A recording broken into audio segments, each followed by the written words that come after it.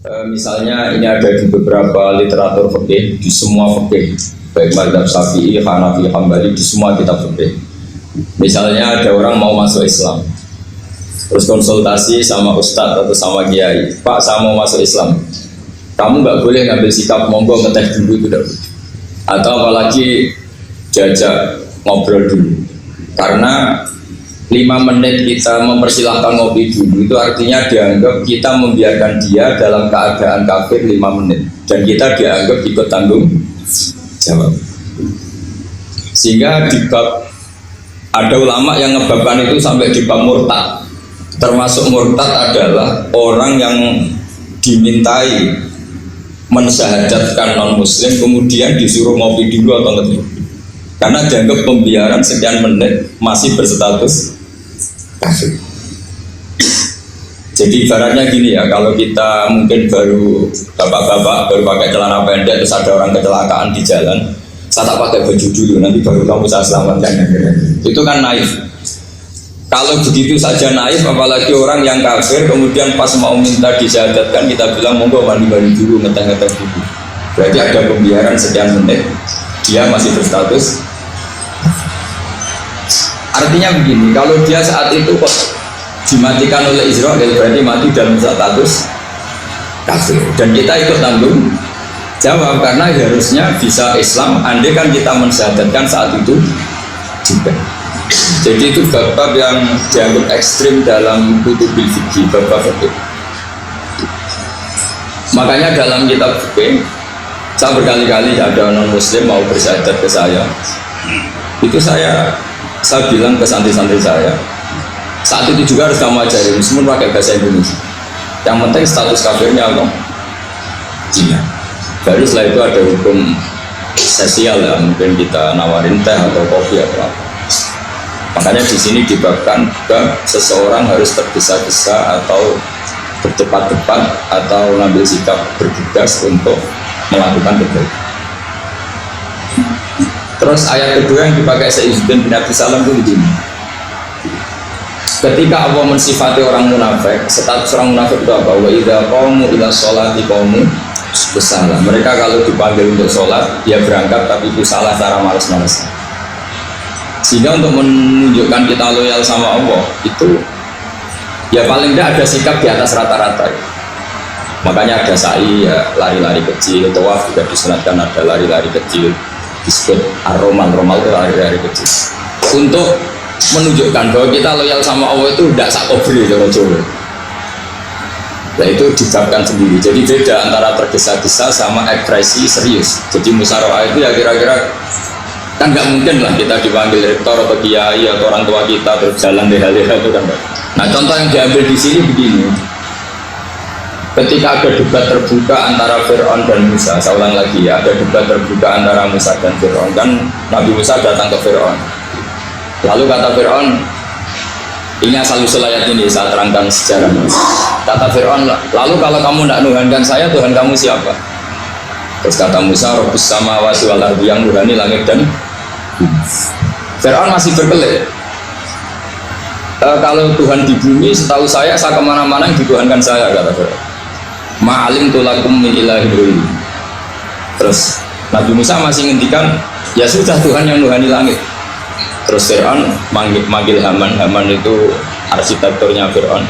Ya Haman ibnili sorhal ali abduhul asbab samawati fa'atoliya ila ilahi Musa. Haman bangunkan kami piramida yang tinggi, saya ingin melihat Tuhannya Musa. Musa akhirnya mikir, karena kalaupun Fir'aun bisa naik ke langit tetap tidak bisa melihat Tuhan. Kita tahu Tuhan nggak bisa dilihat, kita ngomongin aja udah lihat, apalagi Fir'aun rivalnya kan. Akhirnya Musa ganti argumentasi, yaitu argumentasinya Musa, Rabbukum wa Rabbu abaikumul awwal. Ini perlu diingat dan perlu saya sampaikan, yang nuhani kamu dan yang menuhani leluhur kamu itu sangat memukul Fir'aun. Karena logikanya kalau Fir'aun itu Tuhan berarti babanya dulu tanpa Tuhan. Ini ada Tuhan terlambat.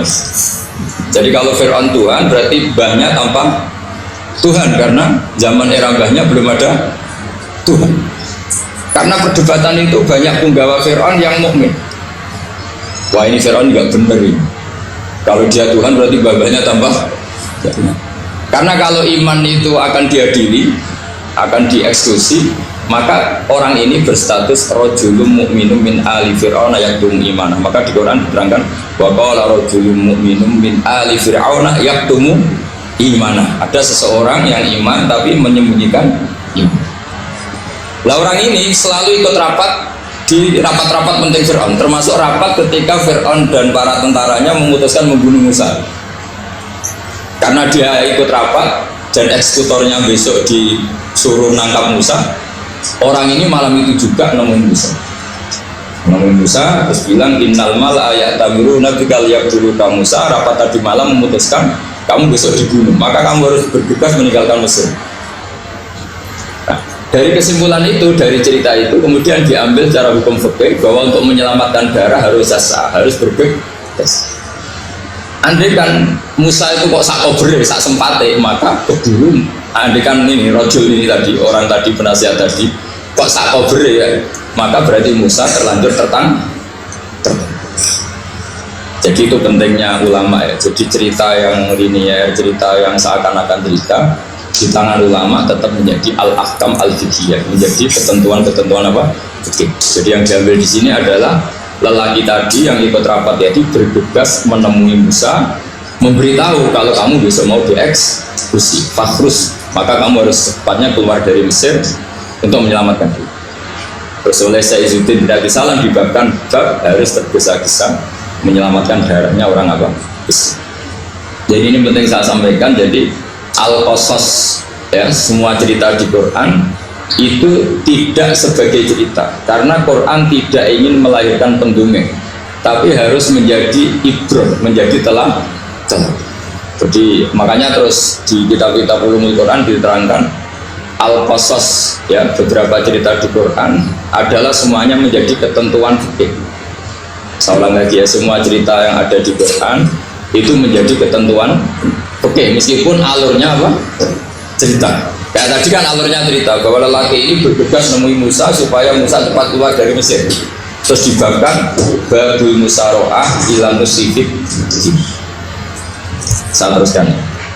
Wa kama laro'ai nama yaktulu musiman lau tabtu'u alaihi lakota lagu fal musaroah ila takrisihi min wajibatun.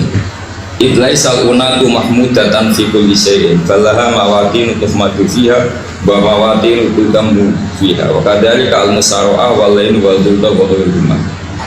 Terus cara berpikir ulama, saya pernah baca dalam satu sejarah ulama besar namanya Sufyan Ats-Tsauri. Sufyan Ats-Tsauri itu menjadi wali itu gara-gara kalau sholat di masjid itu beliau datang sebelum azan. Saya ulang lagi, beliau datang sebelum adzan. Ditanya, kenapa kalau kamu datang sebelum adzan?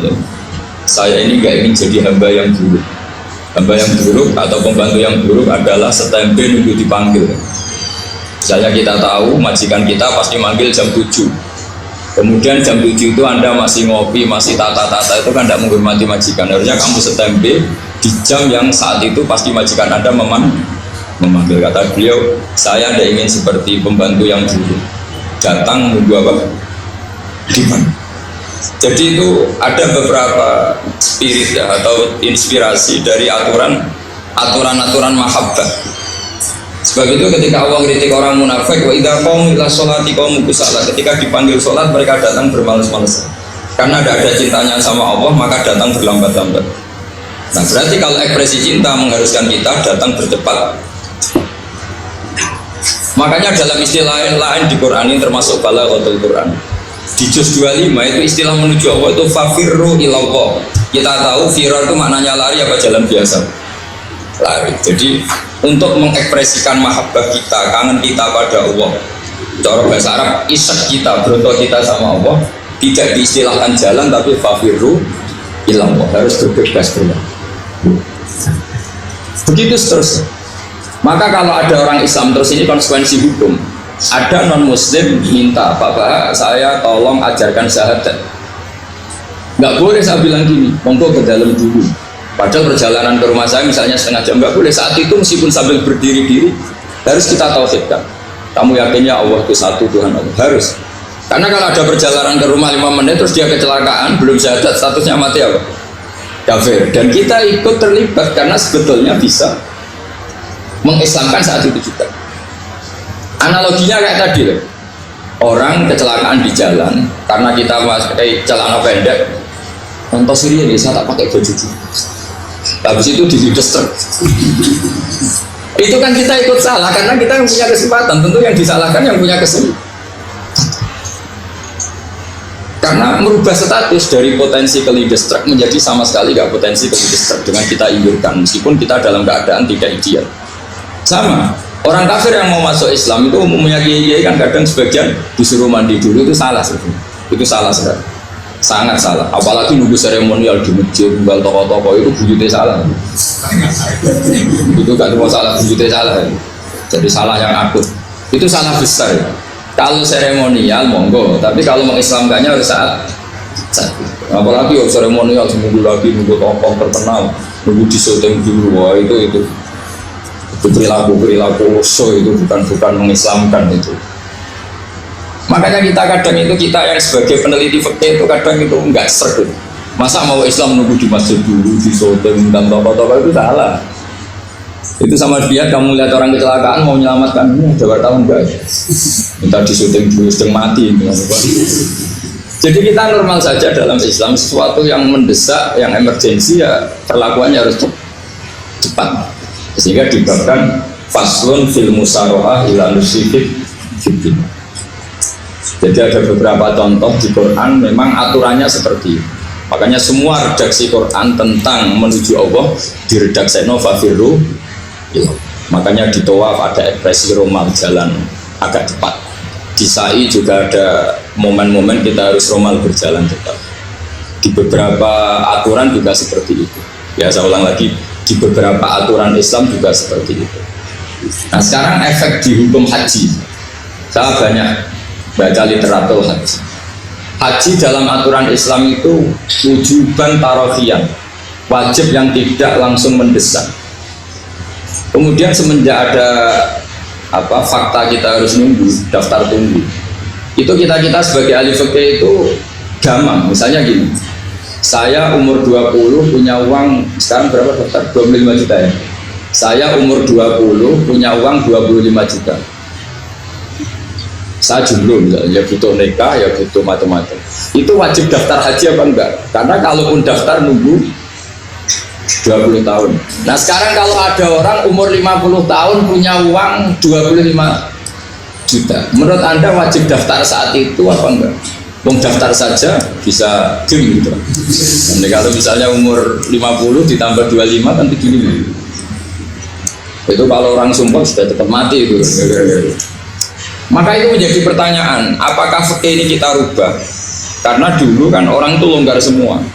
Karena haji zaman Nabi pun tidak langsung dilakukan saat pertama diwajibkannya haji. Jadi Nabi punya sisi unik. Pertama ada tahun diwajibkannya haji, Nabi tidak langsung haji. Sebab itu ulama berkesimpulan kalau wajibnya haji tidak langsung. Maka fikih itu memang unik. Sholat juga gitu. Ada istilah begini dalam sholat. Watajibu sholat ala kulli muslimin wujuban muwassa'an. Di semua kitab fikih takbirnya seperti itu redaksinya. Wajib sholat dilakukan orang Islam wujuban muwassa'an, wajib yang ada longgarnya. Sehingga ketika zuhur jam 12 WIB kita dengar azan, boleh sholat setengah 1, jam 1, setengah 2, jam 2. Karena memang wujuban muwassa'an, memang ada batas akhir waktu misalnya sampai setengah 3. Nah problemnya begini, misalnya setengah 1 Anda pasti dipanggil majikan kamu yang diharuskan melakukan satu aktivitas, misalnya Anda pilot, yang nggak mungkin sholat lagi di kokpit. Apakah status wujuban muwassa'an, wajib yang longgar menjadi hilang karena setelah itu tidak ada kesempatan lagi sholat? Apa tetap kita sebagai ahli Islam yang agak balelo tapi alim, misalnya ya sudah tetap jadi pilot, nanti kan ada aturannya sendiri, ada rukhsahnya sendiri, ada kemurahan sendiri, kita sudah jadi pilot. Misalnya sholat tanpa harus menghadap kiblat, sholat yang tetap di perjalanan. Kira-kira Anda kalau jadi ahli fikih milih mana? Milih harus sholat di depan, apa tetap memberi kelonggaran? Gak apa-apa sholat sambil apa?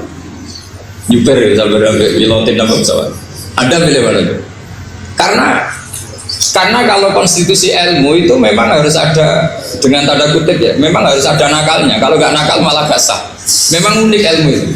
Karena ilmu itu kalau dipaksakan lurus terus, itu nanti malah bengkok karena menghilangkan rukhsahnya Allah, kemurahan Allah. Tapi kalau dipaksakan rukhsah terus, murah terus, nanti dianggap menyepelekan hukumnya Allah.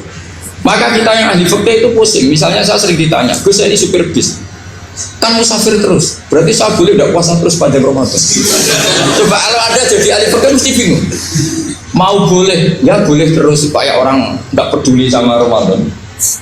Mau mengatakan wajib puasa, kayak nggak peduli dengan kemurahan Allah yang membolehkan musafir tidak puasa. Coba loh, Anda jangan jadi ekstremis misalnya bantah tok protes tok, ini kan. Jadi memang mengkaji ilmu itu. Ya makanya dengan tanda kutip itu harus ada nakal. Tapi nakal yang baik, bukan nakal. Nakal itu kalau bahasa Jawa itu kan tidak harus dosa. Seperti anak kecil, menek-menek itu, tuh bocah kok nakal. Padahal anak kecil menek itu haram dah. Enggak kan? Malah orang tuanya yang bentak itu yang haram. Yang nakal betul ya ibunya yang bentak cerewet itu, karena ibunya orang yang sudah mukallaf, sudah tua, salah langkah yaitu bentak. Kalau anaknya naik meja itu ya sebenarnya bahasanya tidak nakal, lucu. Jebule pinter conggo iso munggah meja, harusnya diapresiasi. Tapi rata-rata itu semua akal mecah gelas. Malah boe malah mecah tabungan. Bapaknya malah tukang nguras tabungan. Sebetulnya senakal-nakalnya anak kecil itu nakal orang tuanya, itu pasti. Karena ini sudah kena fitop, sementara anak-anak belum kena. Saya pernah punya tamu, karena di tradisi Kiai itu sering punya tamu. Bapak ibunya tuh kultus sama Kiai, bentak anaknya disuruh salim sama saya. Anak kecil kan nggak mau jalan-jalan terus, marah. Tak marah orang tuanya, tak marahin. Yang dosa itu kamu bentak anaknya. Kalau anak kecil itu kena diskon rufi al-qalamu ansalasin. Di antara aturan Islam apa? Tidak ada keharusan bagi 3 orang. 1 anak kecil sampai balik, 2 orang tidur sampai bangun, 3 orang gila. Artinya anak kamu tidak kena hitam untuk sopan sama saya. Kamu yang kena hitam baru sopan sama anak-anak. Dan ini ada Jawa itu kadang keliru. Jadi orang tua itu marah-marah memaksakan anaknya sopan. Padahal Allah memberi diskon anak kecil itu belum wajib sopan. Gak apa-apa ada tamu naik kecil, asal masih anak kecil. Makanya Rasulullah ketika beliau sholat sujud itu Hasan Husain itu naik. Cara Jawa Nabi itu 3 tumpahan. Semua riwayat mengatakan Nabi itu diam saja, gak berani ngangkat. Sampai sahabat itu ada yang ngomong, ini Nabi sujud lama sekali ada apa? Jadi kita punya riwayat itu ya baru kayak sahabat yang agak nakal. Semuanya itu sujud, tapi bareng di atas rata-rata ada sahabat yang belakang ngomong, siapa tuh ini sujudnya kok lama? Barokahnya itu ditemukan riwayat, oh ono putune. Karena Hasan itu naik di atas punggungnya apa? Nabi itu andai kan tidak ada yang ngomong, riwayat ini tidak ditemukan. Barokahnya ada yang ngomong itu mungkin. Kalau sekarang mungkin semua masjid ngomong, karena orang sekarang jarang yang khusyuk. Kalau dulu hanya 1 yang di belakang. Setelah itu Nabi memberi penjelasan, saya tadi sebetulnya harus mengakhiri sujud saya sesuai aturan umum, tapi ada cucu saya tak biarkan sampai dia puas naik punggung saya, sehingga dia turun baru saya naik. Filosofinya apa? Begini, anak kecil 1 tidak kena hitop, 2 jangan sampai sholat itu jadi problem. Kalau Nabi nyentak Hasan, membentak, tuh ono bae sholat kok diganggu, maka sholat menjadi trauma. Gara-gara sholat bahasa bentak saya, lama-lama anak ini trauma dengan sholat karena dianggap problem. Makanya saya termasuk kiai nggak berpendapat anak kecil nggak boleh di masjid. Sering kan anak kecil di masjid ayo khutbah rame, saya termasuk setuju tetap boleh. Kalau dibentak di masjid maka dia trauma dengan masjid. Misal ke masjid dibentak, lagi pula kadang-kadang orang tuh gaya-gayaan dong, wah rame orang khutbah rame nih, padahal kalau nggak diramein anak-anak malah udah tidur. Kita kan tidak bisa menjamin kalau perilaku kita lebih baik gitu. Mendingan kan anak-anak main di masjid dibanding di karaoke kan. Jadi kan, nah ini maksudnya saya, ini fikih ya. Fikih itu wilayahnya, makanya jadi ahli fikih itu susah-susah gampang. Jadi kan jangan hanya berpikir protes dengan ketentuan fikih, mengkaji yang sebanyak-banyaknya. Itu tadi, misalnya Anda seorang supir permanen, supir bis terutama, kalau truk kan bisa alih-alih, kalau bis kan apa ada deadline-nya ya waktu, seperti bis jurusan Surabaya Semarang, saya kan sering naik bis jurusan Surabaya Semarang. Kadang-kadang supirnya melihat saya tanya, Gus saya ini supir, saya ini Ramadan itu gimana ini? Ya saya sudah ngerti setengah nakal dan senengnya dijawab rasa poso ya saya. Tapi masalahnya secara fikih kalau kamu mengatakan kamu harus puasa terus, Kamu melanggar konstitusi ilmu. Memang musafir punya diskon? Boleh? Tidak puasa. Pertanyaannya, bayarnya kapan? Mau Syawal ya nyupir lagi, Zulqa'dah nyupir lagi, nanti sampai Ramadan ya. Nah terus, ya pas kamu cuti, biasanya cutinya pas sakit, boleh diskon lagi karena sakit. Coba. Nah, andai kan Anda jadi ahli fikih milik zaman, sahur jam 3:30, ngombe vitamin kok harus buat. Itu udah hukum, itu saran. Hukum itu beda dengan saran. Hukum itu hanya berbicara musafir itu boleh stop. Kalau saran memang boleh, ya usahakan kamu makan 3:30 pas fit, terus kalau ngumpul selesai jam 10 nanti istirahat. Memangnya majikan bisa ngatur jamnya? Itu fikih. Maka menjadi perdebatan yang namanya pergi itu apa? Menurut Imam Syafi'i, pergi itu ya dari rumahnya ke tempat yang asing, yang tidak wilayahnya, namanya pergi. Menurut Imam Ahmad bin Hanbal enggak. Pergi itu tidak kerja.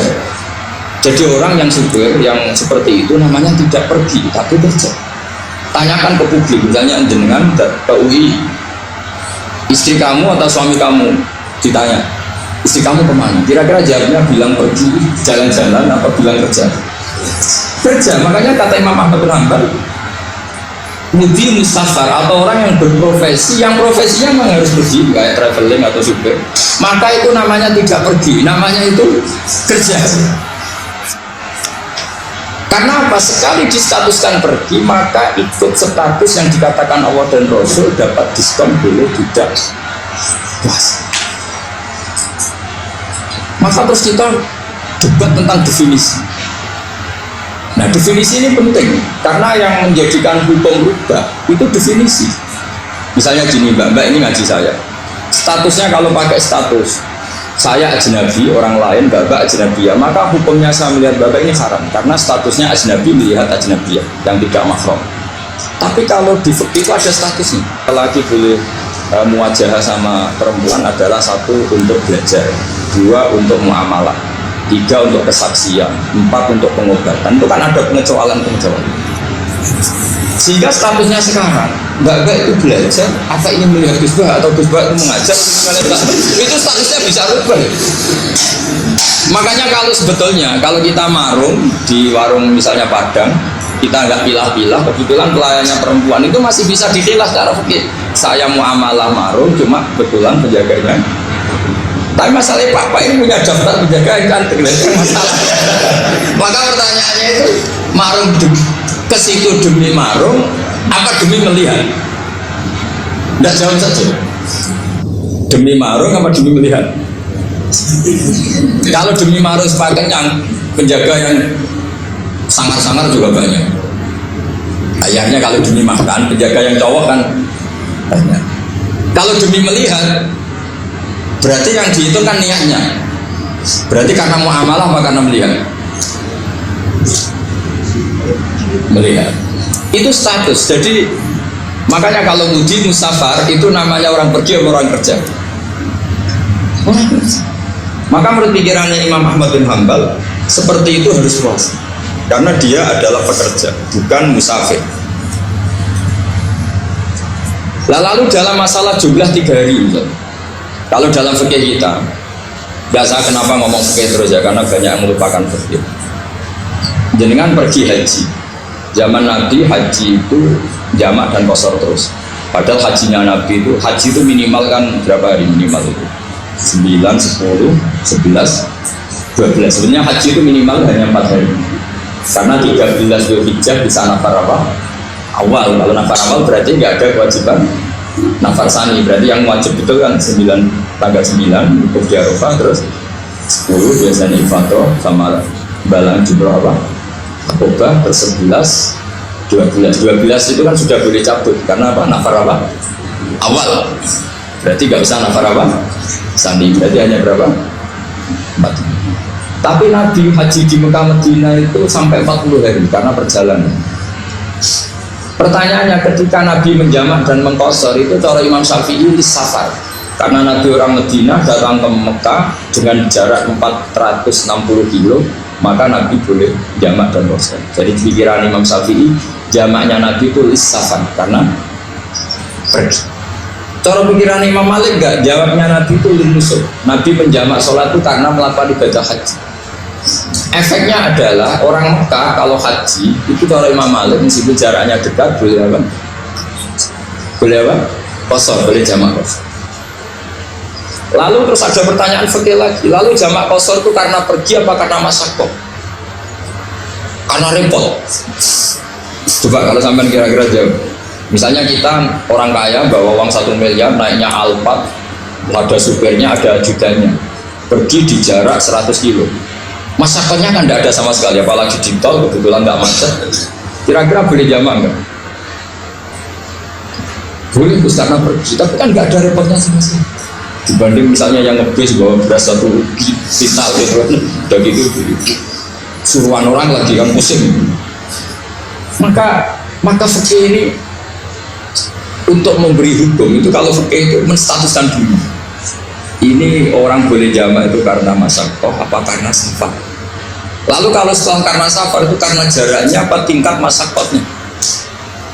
Kalau karena jaraknya ya tidak juga gini maksudnya. Mungkin Anda tidak pernah terpikir begini. Kalau saya mau ke Jakarta kemudian sampai Purworejo itu sudah waktu zuhur, saya boleh nggak zuhur di situ sama saya? Boleh kan? Padahal perjalanan saya belum capek. Artinya nunggu boleh jamak itu setelah kita menempuh jarak itu apa sedang menuju dan niat. Sedang menuju dan niat. Misalnya saya mau ke Jakarta, saya orang Sleman mau ke Jakarta, itu sampai mana itu Magelang itu sudah boleh jamak kan? Boleh kan? Boleh karena saya mau ke. Nah pertanyaan secara fikih mungkin ada terlintas. Ternyata ditelepon sama istrinya nggak jadi pergi. Padahal sholatnya kadung di jamaah duhur dan asar. Apakah setelah di rumah sholat lagi? Sama nggak pernah mikir. Jadi orang fikih itu sudah pusing, makanya jangan diprotes terus. Kita ini sudah pusing. Jadi orang itu enak aja protes terus. Nggak pernah didengar, nanti wajib sholat lagi enggak? Dia bolehnya jamak kan berdasar berstatus musafir. Ternyata selama Magelang ditelepon istrinya nggak jadi. Dia kadang sholat duhur dan asar. Setelah pulang masih jam 1. Terus ada asar, wah bukan sholat. Kalau ada sholat lagi apa enggak? Jangan saran. Kalau saran, wah sebaiknya sholat lagi itu tidak hukum, itu saran itu namanya. Saran dengan hukum beda. Sholat lagi pada ketika ada jaga itu berdasar malas atau berdasar tidak? Apa? Nah kalau Anda sholat lagi, pertanyaannya gini, Allah itu tidak punya tradisi mewajibkan 2 kali. Pertanyaan fikihnya mesti gitu. Dan saat Anda di Magelang menjamak itu melakukan sesuatu yang disahkan oleh agama. Berarti pas Anda jamak duhur asar, sesuatu pas melakukan itu kan berstatus sah dan boleh. Meskipun setelah itu ada masalah, istri kamu nelpon terus pulang. Tapi pas itu kan sudah dinyatakan oleh malaikat sah, Anda sudah duhur dan asar. Kalau melihat itu tidak wajib mengulang, tapi bisa saja malaikat ada yang usil. Itu sah karena Anda berstatus musafir. Berhubung status Anda hilang, maka poin Anda sudah sholat juga hilang. Kamu milih fikih yang mana? Jadi peneliti fikih itu beda dengan orang-orang yang dengarin protes. Beda karena nekuni itu beda karena ada konsekuensinya. Makanya fikih itu sampai saya punya kitab fikih itu dikarang 1 orang itu jumlahnya 20 jilid, per jilid itu segini. Jadi 1 meja ini dikarang 1 orang. Itu mulai yang presisi, yang detail, sampai yang khayal. Yang khayal juga ada.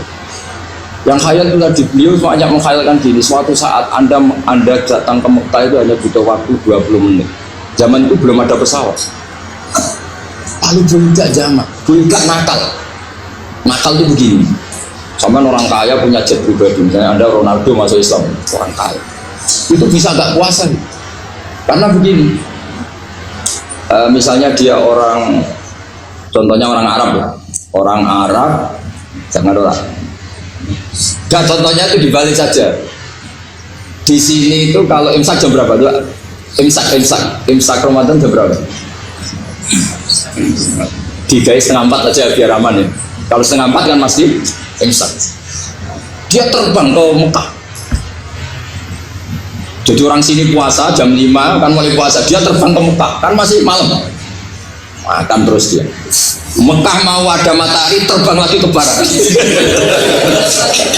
Karena dia menghindari status puasa. Atau sebaliknya, dia orang Mekah jam 12 puasa, 12 siang puasa.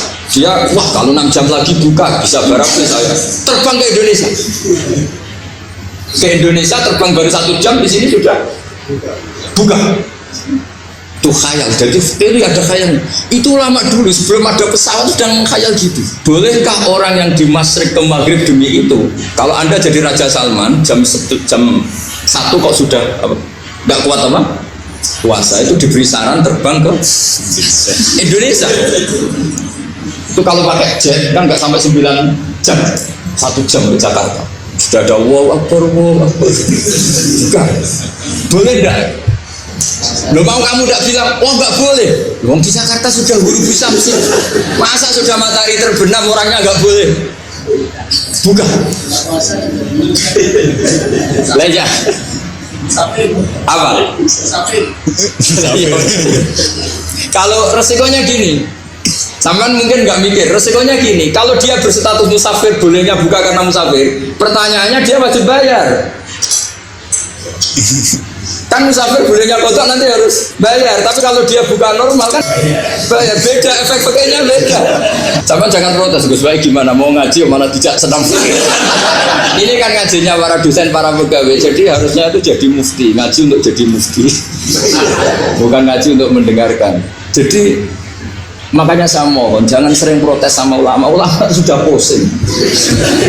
Karena efek-efek hukum itu tidak gampang. Kayak tadi misalnya, kalau dia boleh buka atas nama musafir, resikonya wajib bayar. Masalahnya Raja Salman ini mau enggak gitu. Dia inginnya. Maka pertanyaannya itu kitab yang milik saya tadi yang 20 jilid tadi. Ulama itu mulai dulu sudah membayangkan bagaimana kalau suatu saat ada satu kendaraan. Kenapa ulama bisa membayangkan itu? Karena ada buruk. Meskipun mereka nggak numpak buruk, hanya Rasulullah, tapi kan bisa membayangkan ada toyul waktu. Waktu itu bisa dilipat. Karena ulama dulu ahli astronomi, jadi bumi itu bulatnya gini, muternya gini.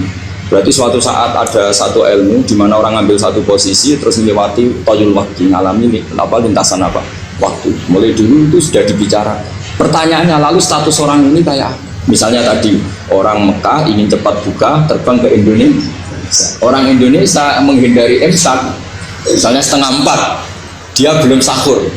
Wah kalau saya di Indonesia ini sifatnya sahur. Wah saya tak terbang ke Mekah. Wah kan terbang di Mekah ternyata masih jam 8. Wah bisa makan sepuasnya jam 8 malam artinya jam 20. Kan enak juga. Barwarek balik ke Indonesia wis jam 1 siang. Jam 1 siang kalau ingin cepat buka terbang ke timur. Langsung buka. Berarti dia kira-kira puasa aja 3 jam. Tapi terus ya mungkin kalau sampean tahu kok sudah repot-repot ngono tinggal turu ndelok sinetron kok buka dhewe. Itu tidak hukum, saran itu namanya apa? Kalau hukum tetap tadi yang dikatakan puasa adalah imsak, mulai jam imsak sampai Ghurubus.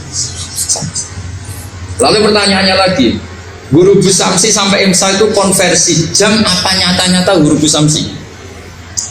Kalau yang diliwati khatul istiwa itu nyata fi'lan, kalau dalam bahasa Arab fi'lan awaqiyah. Tapi kalau Anda orang kutub, saya sering kirim-kiriman surat sama mufti-mufti yang ada di Timur Tengah, di Eropa, konsultasi maksudnya. Orang kutub itu kan tidak ada matahari, tidak ada apa-apa. Jika kalau Anda baca kitab di kutub, mesti Gus Bak ajaran pembohong. Misalnya orang kutub ngaji saya, kamu harus subuh sebelum matahari terbit. Sekali matahari terbit, waktunya hilang. Duhur setelah matahari agak ke barat. Asar kalau matahari terbenam, hilang waktunya. Terus mereka mesti bilang, mataharinya di mana? Maka pertanyaannya, boleh gak mengkonversi waktu untuk orang kutub? Jadi misalnya pola umum subuh jam 4:30, berarti antara subuh dan qadha itu 1,5 jam. Subuh sama zuhur polanya berapa berarti? Kalau setengah 5 sampai jam 12 ini 6 sama 7:30. Berarti ya kira-kira habis subuh nunggu 7 jam setengah baru zuhur, nunggu 3 jam baru asar, nunggu 3 jam baru maghrib. Berarti waktu puasa kira-kira antara jam 4 sampai jam 6. Berarti berapa jam itu? 12 sama 12 14 jam. Oke, berarti orang kutub harus puasa 14 jam, tidak bergantung waktu mata. Tapi ada lagi pertanyaan lucunya gini, lalu 14 jam itu dimulai dari mana? Apa asal 14 jam? Apa harus ada konsensus setarnya? Masih ada PR lagi. Menurut kamu gimana? Ada konsensus setarnya dimulai jam 4 dini hari. Apa asal jumlahnya? Imsak 14 jam. Mikir lagi ya. Itu di Denmark itu ada satu musim di mana siang terus sampai sekian bulan. Siang terus sampai orang sana itu capek. Kenapa ada siang terus? Logikanya kan tadi bumi itu bulat-bulat. Saya juga belajar falak astronomi. Kalau tepaan kamu di sisi yang barat agak utara atau agak selatan, matahari ini nyentrong terus. Sehingga bumi mulak malik ya kamu kesentrong terus karena kita ini kan tepaan di Khatulistiwa. Di khotul istiwa, sebenarnya khotul istiwa itu bahasa Arab dari kata khotul istiwa. Khotul itu garis, istiwa itu tengah. Islam itu oleh Allah memang dipilih di tempat paling top, yaitu Mekah. Mekah Ka'bah itu suratul ardi. Jadi sebelum ditemukan ilmu astronomi itu Nabi sudah ngendikan Al-Ka'bah suratul ardi. Ka'bah itu pusarnya bumi. Sehingga di Ka'bah itu satu-satunya area yang terbebas dari medan magnetis. Karena dari utara dan selatan benar-benar di tengah. Maka potensi jam paling akurat di dunia itu hanya jam yang di Mekah itu. Karena apapun akuratnya teknologi di Amerika atau Jerman, karena jam itu dari logam tetap ketarik medan apa? Magnetis, entah berapa 00, tetap kena. Misalnya jam di Jerman lebih dekat mana kalau Jerman? Mesti ketarik medan magnetis, entah berapa kadarnya. Karena materi jam dari logam. Sementara di Mekah karena di tengah itu terbebas dari medan apa? Nah, sehingga yang segaris dengan Mekah kayak Indonesia itu semuanya khotul istiwa. Nah kalau khotul istiwa normal itu artinya ya 12 siang secara umum ya 12. Sehingga ulama Indonesia kalau ngaji itu lebih gampang, lebih tidak dianggap bohong. Karena ya ada terbitnya matahari, ada zawalus samsi, ada hurubus samsi. Coba kalau kitab itu Anda baca di kutub utara sama kutub selatan, murid kamu bingung semua. Ini gimana Ustadz, tidak ada matahari kok semuanya diukur pakai matahari. Lalu pertanyaannya dikonversi kan? Pertanyaannya kalau dikonversi pakai apa tuh? Asal 14 jam, apa harus sepakat dimulai jam berapa? Milih mana? Milih sepakat. Pertanyaannya kalau sepakat, ukurannya siapa yang jadi ahlul halli wal aqd?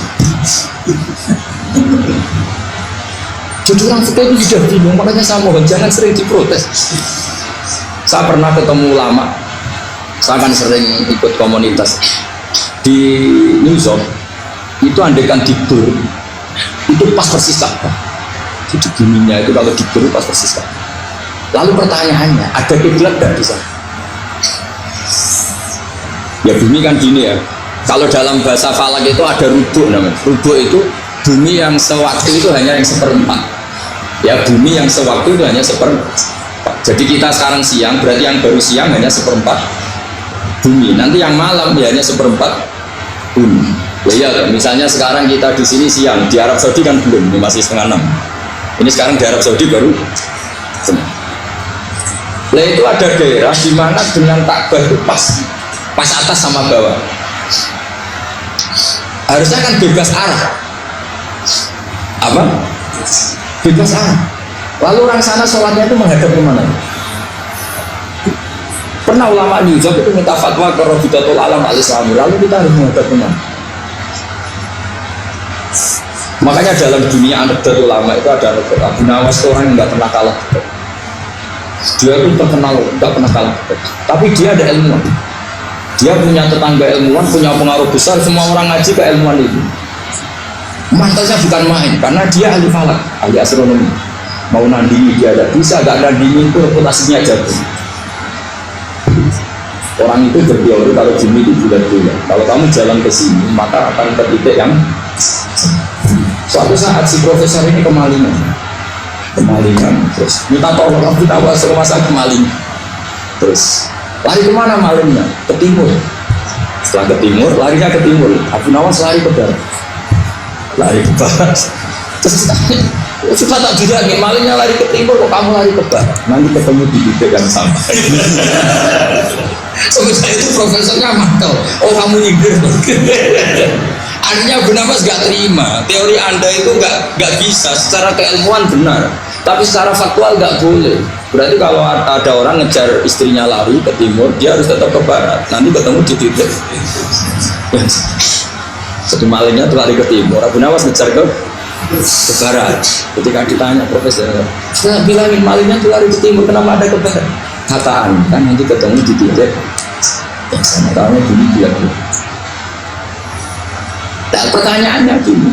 Lalu kalau yang segaris itu ada arah enggak? Kayak Yusuf tadi. Menurut kamu tetap berkiblat apa enggak usah? Loh, kalau yang rubuh jelas. Begitu, kalau rubuh begini misalnya begini, terus kamu di sini sama sini kan masih ada arah, tapi kalau sini sama sini masih bisa berkiblat. Sama enggak usah protes, orang fikih sudah pusing, enggak usah diprotes. Karena yang dipikir itu macam-macam. Nah ya makanya ini mengkaji ya, saya mohon ya kayak tadi ini mengkaji, saya mohon satu kebetulan sekian sementing apa ya kita ada respeknya lah sama ulama. Jadi ulama itu susah, mikirnya susah, harus tanggung jawab di depan Allah, di dunia diprotes terus. Ini mungkin yang bawa kitab ikutnya halaman 293 itu yang mungkin nanti bisa dikopi sama yang nggak punya tag, mengkopi sama yang punya. Di sini diantaranya itu ada bab faslun fi dzikri rajul manaqiba nafsi.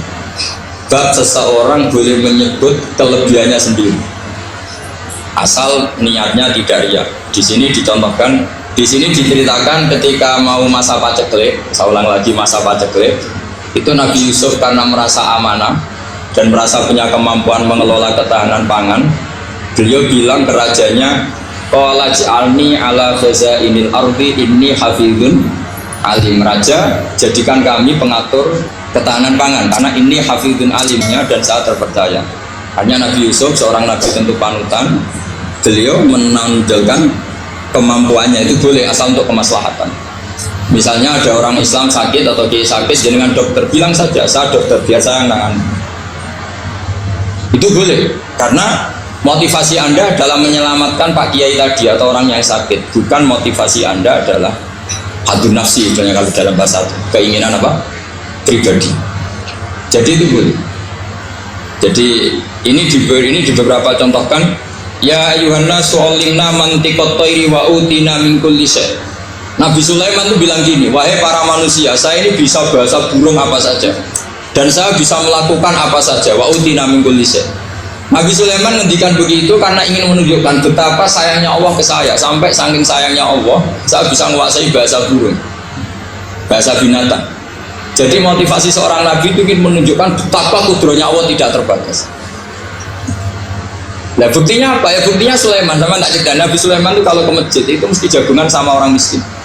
Terus beliau bilang gini, miskin dan jalisu miskin, ayo podo kiri ini jagungan. Karena beliau dengan kenabiannya meskipun kaya raya itu tidak merasa punya sama sekali karena semuanya milik Allah Subhanahu wa Ta'ala. Dan beliau buktikan beliau kaya raya itu untuk bangun Baitul Maqdis yang semegah itu semuanya pakai asetnya Nabi Sulaiman. Kita bisa memperkerjakan jin dan setan juga untuk bangun Baitul Maqdis, bukan untuk bangun dirinya, rumah dirinya. Ya ini dicontohkan satu Nabi Sulaiman, dua Nabi Yusuf. Terus ketiga contoh yang diambil, setiap nabi ketika pidato kepada umatnya mesti ditutup dengan wa analakum nasihun amin. Saya ini adalah penasehat yang terpercaya. Jadi ajaran saya bukan ingin menyesatkan kamu, menyengsarakan kamu, tapi wa analakum nasihun amin. Saya adalah penasehat yang baik. Artinya kan menonjolkan diri. Jadi boleh asal itu untuk kemas lahat.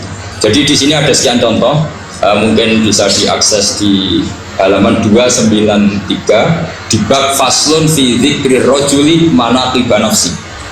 Terus kalau contoh hadis, Nabi sering ngendikan begini, ana sayyidu waladi Adam wa ana awwalu syafi'in, dan saya adalah nabi pertama yang punya hak syafaat. Tapi Nabi ngendikan seperti itu supaya orang punya harapan ketika di mahsyar. Sudah kalau di mahsyar nyari saya karena saya diberi hak. Jadi asal niatnya untuk maslahat gak apa-apa. Makanya saya sering di mana-mana sering cerita, saya ini menekuni fikih supaya orang kalau belajar fikih jelas ke saya Pak. Kalau saya tidak ngomong, orang keliru guru. Tapi ya harus ada buktinya. Nanti ngomong ahli dok, ada ahlinya kacau kan. Ya jadi boleh ya. Di sini dibabkan faslun fi dzikri rajul manaqibah nasibah, seseorang boleh menunjukkan kemampuannya asal tadi untuk lil maslahah. Sudah Pak Samsul ya? Tadi yang pertanyaan dari siapa ini? Pak Sus Budiar. Pak Sus itu gimana ini kasusnya, itu orangnya sudah Islam toh? Sudah Pak masalah. Terus Anda ke Thailand itu nggak niat menghindar toh, memang saatnya harus ke Thailand. Hanya menyesal. Oh, hanya menyesal, bagus, kamu punya penyesalan. Enggak begini ya, kalau orang itu sudah Islam itu kan tidak se-emergensi yang belum Islam, itu hanya ideal. Artinya idealnya seseorang kalau mau meninggal, akhir dari kalimatnya adalah la ilaha illallah. Tapi itu pun ulama dinegur. Ini saya beri cerita sedikit. Kitab Fathul Mu'in itu termasuk kitab yang nggak setuju kalau kalimatnya sepersis la ilaha illallah. Kenapa Pak Sus? Logikanya gini, ini semua ulama ini ya. Itu ada dua riwayat. Mangkana akhiru kalamihi la ilaha illallah dakhalal jannah. Sebagian riwayat mangkana akhiru kalamihi Allah dakhalal. Nah ulama itu milih yang Allah. Kenapa milih yang Allah? Karena la ilaha illallah itu resikonya tinggi. Pas la ilaha ateis, tidak ada Tuhan, mati. Maka ulama, tradisinya guru-guru kita, kalau ada orang mau mati yang sudah akut, itu hanya ditalkin Allah, Allah, Allah. Karena ini lebih tidak berisiko. Tapi kalau la ilaha illallah pas la ilaha belum illallah, tidak bisa kamu buat. Ayo teruskan dulu, baru mati ini gimana? Belum illallah kok sudah. Jadi makanya terus di situ diterangkan lagi begini, setelah orang itu melafadzkan la ilaha illallah, kan orang mau mati itu kan macam-macam ya, ada yang sudah akut, ada yang masih sehat. Kalau masih sehat sebaiknya la ilaha illallah, tapi kalau sudah akut hanya dilatih apa? Allah. Terus saran kedua oleh kitab Fathul Mu'in diterangkan sebaiknya jangan ngomong lagi, karena Nabi ngendikan akhir itu harus itu menjadi kalimat. Jadi misalnya setelah kamu talqin la ilaha illallah, kamu tanya, Pak sertifikatnya di mana? Akhirnya bapaknya jawab di lemari. Pas melamari mati. Berarti akhir kalimatnya mati. Makanya kita juga harus memperjuangkan supaya itu benar-benar akhirnya. Jika nanti dikenang di akhirat, ini orang luar biasa mengakhiri dunia dengan kalimat la ilaha illallah. Tapi nanti kalau ini orang luar biasa mengakhirinya dengan lemari. Apalagi tanyanya gini, Pak tabungannya di bank apa? Besi ahad. Nanti terakhir bilang apa? Besi. Jadi itu ada aturannya. Jadi kalau nalkin orang sudah melafadzkan kalimat tauhid, jangan dijak ngomong, karena kalau diajak ngomong lagi terus mati, yaitu kalimat terakhirnya. Assalamualaikum warahmatullahi wabarakatuh.